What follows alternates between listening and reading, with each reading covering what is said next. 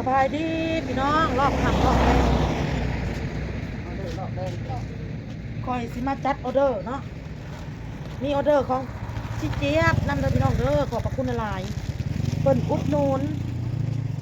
ตูดไก่ไปให้มาพ่อใหญ่พง100พี่น้องเลย100กับ10ไม้เนาะ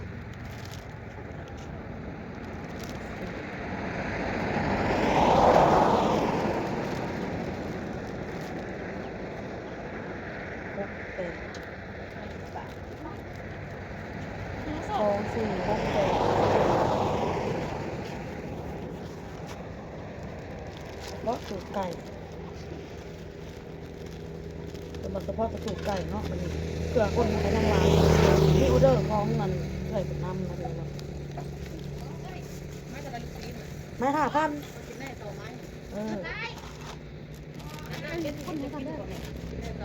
คุณบอก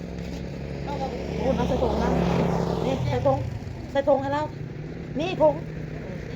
อันนี้ไปห้อยไว้ออเดอร์ตอนนี้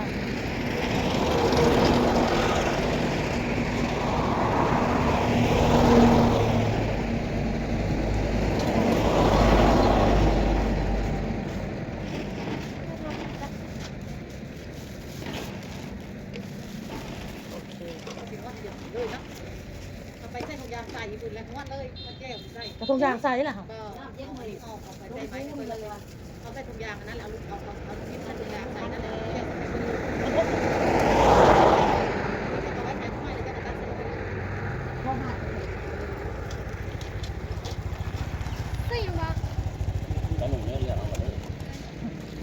เขามาเลือก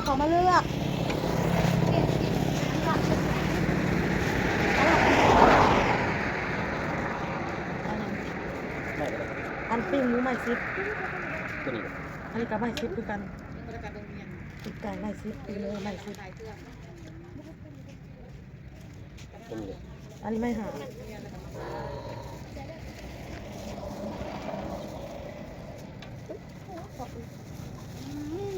เป็นวัดยุคก็จะมาได้ถึงเป็นเรื่อง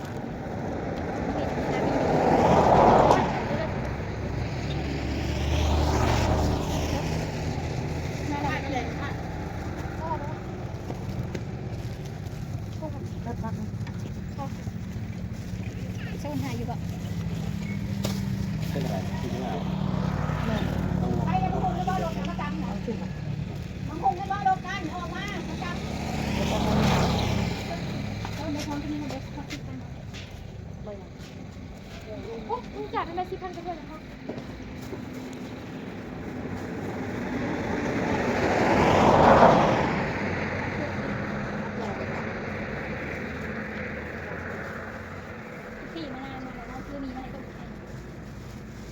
คือจะเอาเตาขึ้นออกแล้วเราพอร้องเราก็ยืนก่อนด้วย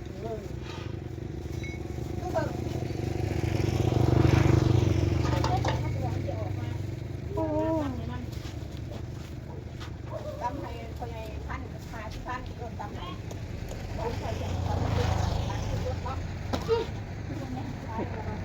ขายเลยได้สตาร์ทเลยอาจารย์จะละลาย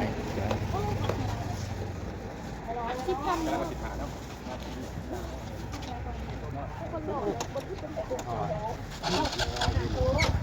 เอาใส่ผ้าเปียก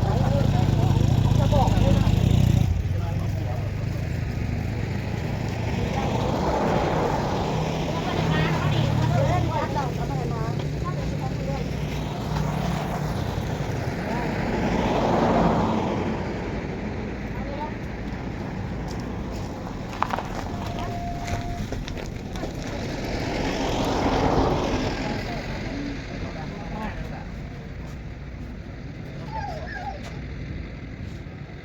ย้อนมีดาวเจ้าของมึงมีเพียบอยากไปนั่นจะให้มันไปออกมันจะเป็นตัวขาดก็ไม่ได้เอาไป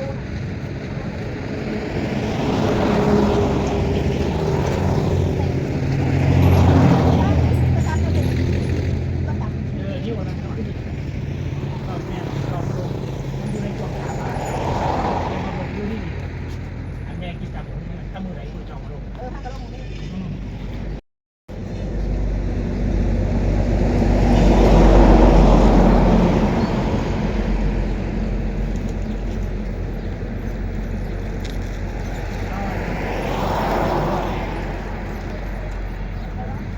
เลยจะมาแต่งนี่เนาะ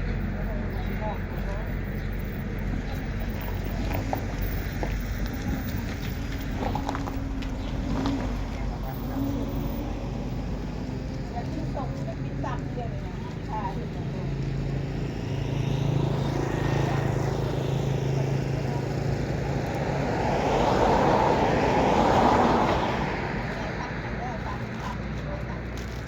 ไม่ละ20 บาทเนาะ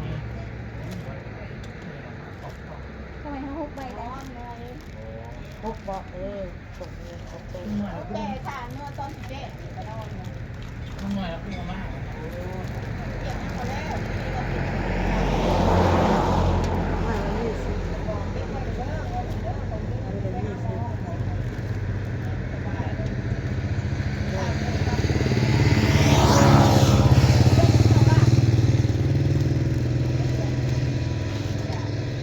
ว่าในการเสริมกัน อันนี้แหละของ FC เมืองนอกพี่น้อง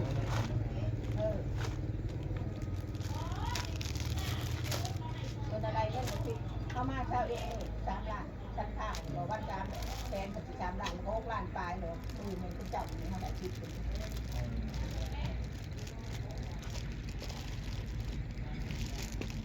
นี่กระทุงละ100เนาะเพราะว่า400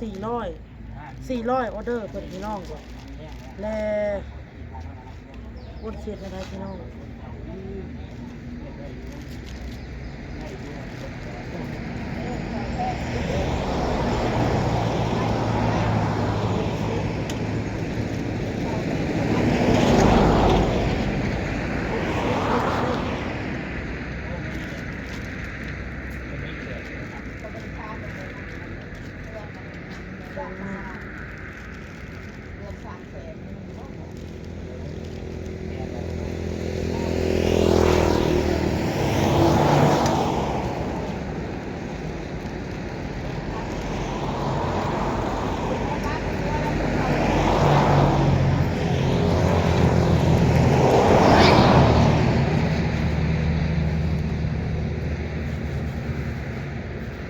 ต้องใช้ลูกจำนวนไปดิ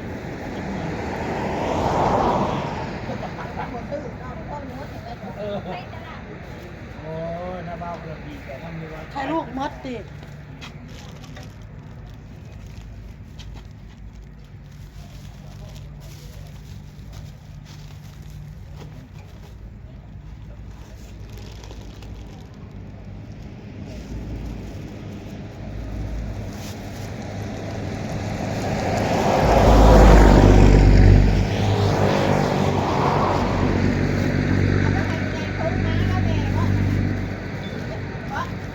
เออ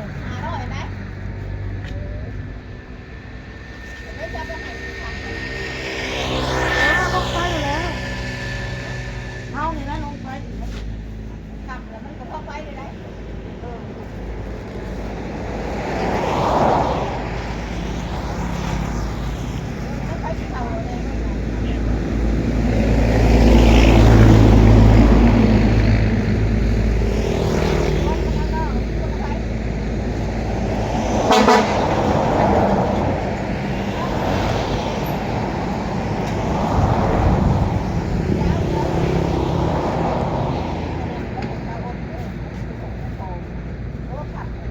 ไปกับไปน่ะไปกับดาวช่องก็ได้ไปช่องนะ ก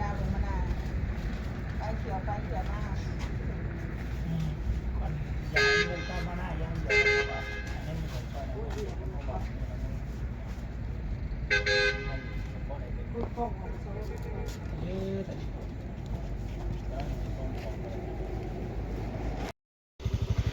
เอาพี่น้องคอยมากับพอดีพ่อพ่อใหญ่พงพอดีเด้อพี่น้องเด้อโอ้ยตายเอาคิวเลยลูกจับเลยตัวเฮ้ยยาฮะโตจะสิไปใส่เกาะฮะ ชื่อยา ยาเปล่าย าสูบสบายดีพี่น้อง เฮาเอานี่มาคงกินมาส่งนี่แล้วก็มีคงกินมาบ่แม่นได้ลูกบ่แม่นของเราหมดเฮ็ดได้บัดนี้เจ้าสิไปซื้อยาสูบแล้วบัดนี้ ให้พ่อลูกเจ้าแลนลงไปข้าวเดียวหนึง เอาขอบมกขอบใจผู้รักผู้ใหญ่แน่ ขอบใจผู้ใหญ่ใจดีผู้ทุกคนกันยากอ้นไปส่งจับเอ็นให้โชคให้มันโชคให้ราบให้มันให้ยืนค้าขายง่ายมือก็ให้หังให้มีถ้ามีความสุขเจริญรุ่งเรืองตัวหน้าไปสาธุสิริบุญคุณ เพิ่นไปซื้อยาสูบเด้อพี่น้องเด้ออ้นก็สิไปส่งให้น้องพรเพราะว่าน้องพรเพิ่นอยู่เอาไปพี่น้องเด้อบัดนี้ทางมันก็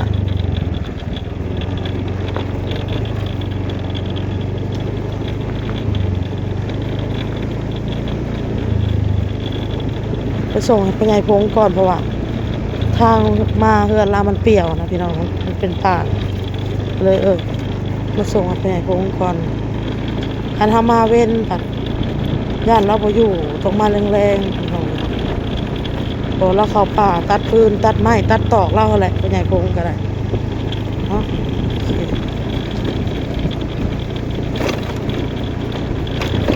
อ้นกับป้าปิ้งไว้ให้ป้ามอนเบิ่งให้เด้อพี่น้องเด้อปิ้งหมูป้ามอนเราเบิ่งให้ปิ้งให้เฮ็ดให้นี่แต่ปิ้งเสือแหละพี่น้องนี่มาส่งให้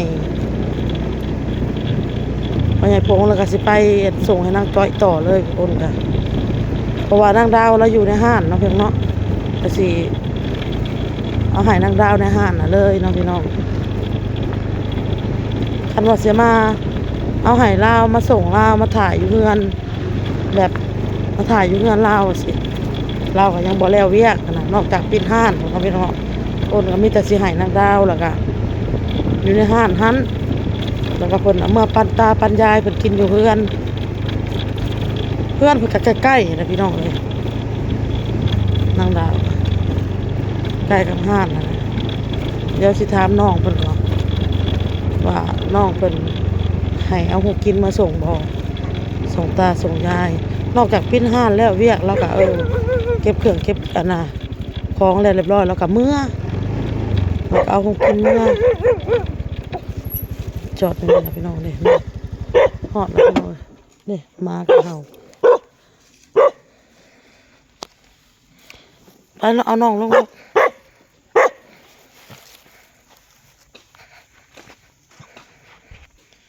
เสร็จแล้วมา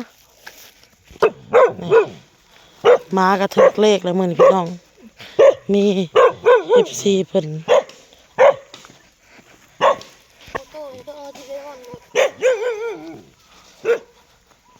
พรมาเอากินนี่ล่ะ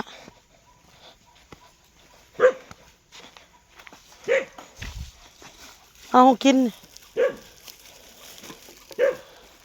ผู้ใหญ่ใจดีเพิ่นซื้อให้แล้วนี่ขอบใจเพิ่นนี่ล่ะ ขอบคุณผู้ใหญ่ใจดีหลายๆเด้อครับ อันนี้แหละเราให้มาหากินในไสละหมามีจักโตตูดไก่เอาในเจ้าเอาให้มากินน่ะให้เพิ่นเบิ่งแหน่มาเอิ้นมาตัวน่ะฮะมันเป็นหยังตัวนี้มันเป็นหยังฮะมันเป็นหยังมันเป็นหยังนี่ฮะมันสิตายบ่นี่ฮะเอาเว้าไปไปเบิ่งเอาเว้าไปแหละเด้มาตัวนั้นเดี๋ยวเอาให้มันกินแหน่ บ่กินซะ เบิ่งดูหาเกลือดูหาว่านั่นมันนี่ตูดไก่นะเอาให้มันกินนี่มันสิเอาย่านมันไปฮะย่านไปแหละย่านสับรองนุกตัวนี้ฮะให้มันกินนุก บ่กินซะ โอ้ยล่ามโซ่มันบ่จักฮะห่อบ่กิน ยาใส่ให้ไม่กิน ตายไปตัวหนึ่ง ตายไม่ได้นะ ตายจะโดนล่ะหาใส่ก็บ่เห็นหาใส่ก็บ่เห็นเห็นอยู่กลางป่า ติบข้าวพี่น้องบ่มีใส่อ้นก็เลยให้ใส่นี่ติบข้าวอ้นเลยเอาให้ลาวพี่น้องบ่แล้วเอาให้มันกินเด้อล่ะเด้อหมาตัวนั้นน่ะเอาตูดไก่นั่นแหละเกลือมันอันนี้แหละไว้สูงๆอันนี้ค่ะผู้ใหญ่เพิ่นเอาให้แต่เมืองนอกพุ่นล่ะอันนี้ค่ะ ยันหมากินหั่นเด้กินอยู่พอเลยหั่นเด้นี่มันกินอยู่มาเกลือมันละตัดไม้เผาถ่านซอยพ่อพี่น้องน้องพรกันนะนี่มันกินอยู่เอาให้มันกิน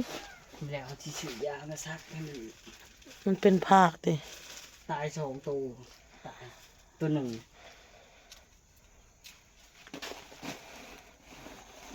อันนี้กินนะพร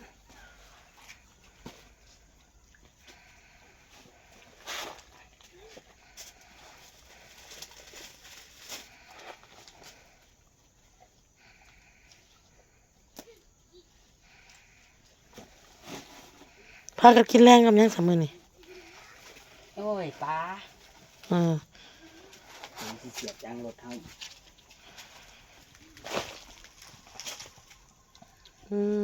กินพี่น้องให้น้องมา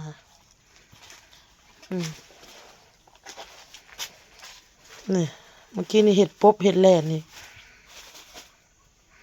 ให้มันกินหมดเลยพอเลย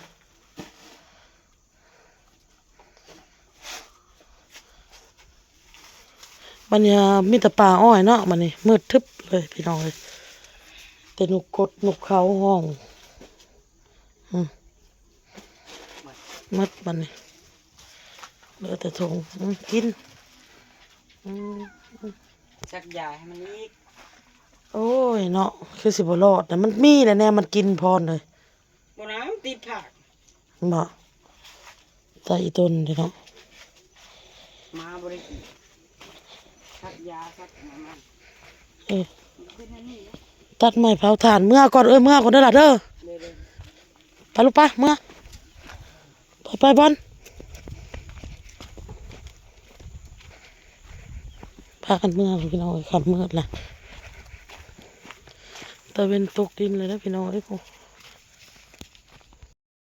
ใส่แพ็กนะบอล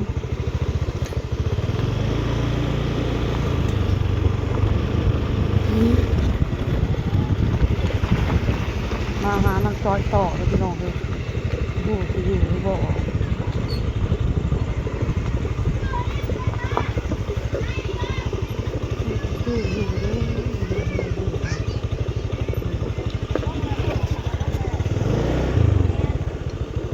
มาหาอีกแล้ว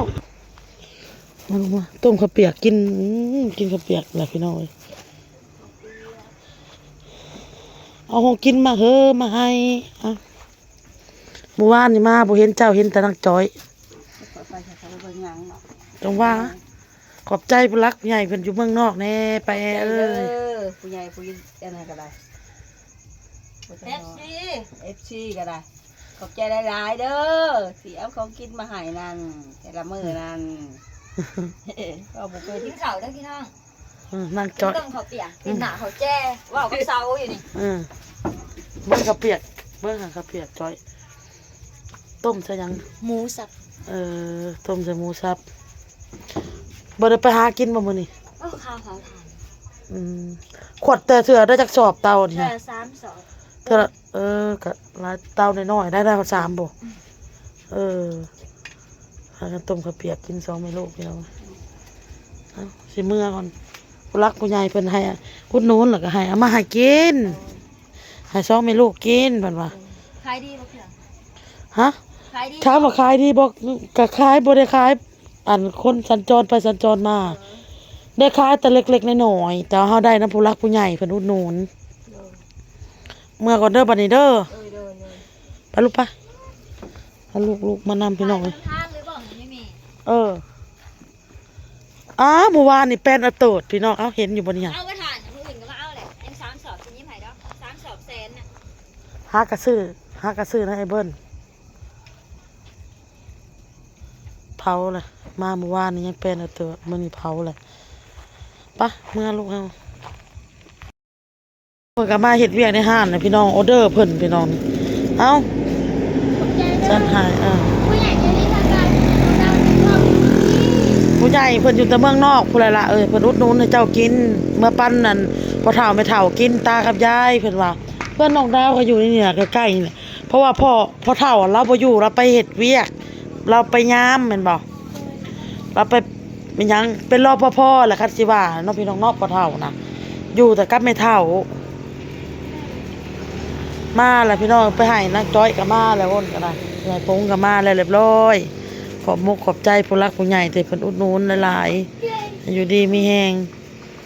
สุขมาร่ำรวย ไว้ดีพี่น้อง สีชมพูนะไอ้เคยขอพี่น้อง นี่แหละครับขอบคุณเอฟซีมันนะ ขอบคุณเนี่ยจะดีที่คุณคุณเลยอ้นแล้วเอาให้น้องดาวเอาให้ครอบครัวกิน อวยพรให้เพิ่นนี่ล่ะ ก็ให้สุขภาพก็ให้ร่ำรวย เอามือได้สะมือกับหนบน้ำก็ให้สุขภาพแรงลูกก็ให้สุขภาพแข็งแรงรวยๆเก่งมากๆเด้อ ยังบ่เป็นพี่น้องให้เพิ่นอวยพรนั่นให้ผู้ใหญ่ใจดีที่เพิ่นอุดหนุนน่ะอวยพรให้เพิ่นแน่อ้นว่าเฮ็ดดีๆอ้นว่าเฮ็ดดีๆเว้าดีๆเพิ่นยังอายยังเก่งอยู่พี่น้องเอ้ย ก้อนน้ำหมอกมาดู เอาหม้อเอาถ้วยติแบ่งให้น้องกินต้มมาม่าพี่น้องเอ้ยให้ลูกๆกินอ้นก็ได้โอเคน้องดาวอยากก็กินน้ำเขาแบ่งกิน กินอิ่มก่อน อิ่มแล้วก็กินบอนเอ้ยกินหมี่นี่แหละลูกปิ้งหมูนี่เด้เอาไปกิน ใส่ก่อนเอาไว้บ้าน โอนกันแล้วเรียบร้อยเด้อพี่น้องเด้อเอาของไปแจกไปหยังแล้วไปให้ไปให้พงแน่ให้ยายแอนางจ้อยพี่น้องโอนก็สิออกไปเก็บเครื่องเก็บของพาลูกกินข้าวกินน้ำเด้อพี่น้องเด้อแล้วก็เพลียแน่โอนกับพี่น้องเอ้ยเพลียเมื่อยแบบพอโอนเป็นประจำเดือนแน่เนาะเจ็บท้องน้อยพี่น้องเอ้ยมันเป็นแบบเพลียๆนะจังได๋เนาะพี่น้องโอนก็ได้ คลิปนี้อ้นกับสิเดลาพี่ลาน้องไปก่อนเด้อก่อนอื่นก็ขอบมุกขอบใจผู้รักผู้ใหญ่ที่เพิ่นอุดหนุนอ้นเด้อพี่น้องเด้ออยู่ทางเมืองนอกเมืองนาเนาะอ้นก็ขอให้เพิ่นมีสุขภาพร่างกายแข็งแรงมีแต่ความสุขความเจริญเด้อขอให้โชคให้มานให้ร่ำให้รวยถูกหวยรวยเบอร์ขอให้ซื้อได้ขายหมานขอบมุกขอบใจขอบพระคุณหลายๆแล้วก็ขอบคุณเอื้อยพี่เจี๊ยบนำเนาะที่เพิ่นอุดหนุนอ้นมื้อนี้ก็100ให้น้องหมาผู้ใหญ่พงพี่น้องเอ้ยตัวหนึ่งอะมันบ่กินอาหารมันต้องเอาไปซักยาพี่น้องเอ้ยเพราะว่ามันโซมันป่วยหยังสักอย่างนี่แหละเพราะว่ามันบ่กินอาหารเลยเนาะพี่น้องเนาะมีแต่หมาตัวหนึ่งอะแหละกินพี่น้องเอ้ยโอเคคลิปนี้อ้นก็ลาไปก่อนพอคลิปหน้าสบายดีพี่น้องบ๊ายบาย